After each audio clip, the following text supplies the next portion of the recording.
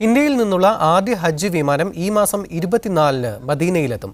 ഗോവയിൽ നിന്നുള്ള തീർത്ഥാടകരാവും ഇത്തവണ ആദ്യം പുണ്യഭൂമിയിലെത്തുക. ഹജ്ജ് മിഷന്റെ അവസാനവട്ട ഒരുക്കങ്ങൾ വിലയിരുത്താൻ കേന്ദ്ര ഹജ്ജ് കമ്മിറ്റി സംഘം അടുത്ത വാരം ജിദ്ദയിലെത്തും. ഇന്ത്യൻ തീർത്ഥാടകരുടെ വിമാനയാത്ര, മക്കയിലെയും മദീനയിലെയും താമസം, മക്ക മദീന ബസ് യാത്ര, അറഫ, മിന, മുസ്ദലിഫ എന്നിവിടങ്ങളിലേക്കുള്ള നീക്കങ്ങൾ തുടങ്ങിയവയുമായി ബന്ധപ്പെട്ട ഒരുക്കങ്ങൾ പുരോഗമിക്കുകയാണ്. വിവിധ വിഷയങ്ങളിൽ സൗദിയിലെ ഹജ്ജ് കമ്പനികളുമായി ധാരണയിലെത്തിക്കഴിഞ്ഞു. മക്കയിലെ താമസവുമായി ബന്ധപ്പെട്ട് ബാക്കിയുള്ള കരാറുകൾ ജൂലൈ 15-നുള്ളിൽ പൂർത്തിയാവുമെന്നാണ് പ്രതീക്ഷിക്കുന്നത്. സൗദി സിവിൽ ഏവിയേഷൻ അതോറിറ്റിയുടെ അന്തിമ അനുമതി ലഭിച്ചാൽ വിമാനയാത്രാ ഷെഡ്യൂൾ പ്രസിദ്ധീകരിക്കും. ഗോവയിൽ നിന്നുള്ള തീർത്ഥാടകരാണ് ഇത്തവണ ആദ്യം എത്തുക. പതിവ് പോലെ മദീന വിമാനത്താവളം വഴിയാണ് ആദ്യഘട്ടത്തിൽ തീർത്ഥാടകരുടെ വരവ്. കേരളത്തിൽ നിന്നുള്ള ഹാജിമാർ രണ്ടാം ഘട്ടത്തിൽ ജിദ്ദ ഹജ്ജ് ടെർമിനൽ വഴി മക്കയിലെത്തും. മക്കയിൽ ഇത്തവണ 90% ഹാജിമാർക്കും അസീസയിലാണ് താമസം.